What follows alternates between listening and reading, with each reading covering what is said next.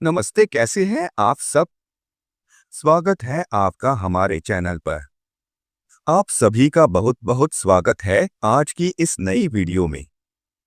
तो चलिए आज का वीडियो शुरू करते हैं। श्रीमन्नारायणाय नमः। श्री विष्णुपुर अध्याय दुर्वासा जी के शाप से इंद्र का पराजय। ब्रह्मा जी की स्तुति से प्रसन्न हुए भगवान का प्रकट होकर देवताओं को समुद्र मंथन का उपदेश करना तथा देवता और दैत्यों का समुद्र मंथन। श्री पराशर जी बोले, हे मैत्रेय, तुमने इस समय मुझसे जिसके विषय में पूछा है वह श्री संबंध लक्ष्मी जी का इतिहास मैंने भी मरीचि ऋषि से सुना था, वह मैं तुम्हें सुनाता हूँ। सावधान होकर सुनो। एक बार शंकर के अंशावतार श्री दुर्वासा जी पृथ्वी तल में विचर रहे थे। घूमते घूमते उन्होंने एक विद्याधरी के हाथों में संतानक पुष्पों की एक दिव्य माला देखी। हे ब्राह्मण, उसकी गंध से सुवासित होकर वह वनवासियों के लिए अति सेवनीय हो रहा था। तब उन उन्मत्त वृत्ति वाले विप्रवर ने वह सुंदर माला देखकर उसे उस विद्याधर सुंदरी से मांगा।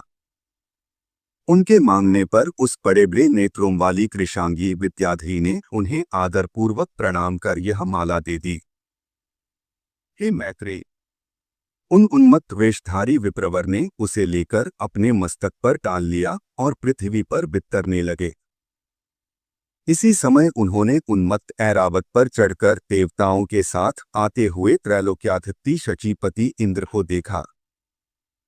उन्हें देखकर मुनिवर दुर्वासा ने उन्मत्त के समान वह मतवाले भौरों से गुंजायमान माला अपने सिर पर से उतारकर देवराज इंद्र के ऊपर फेंक दो।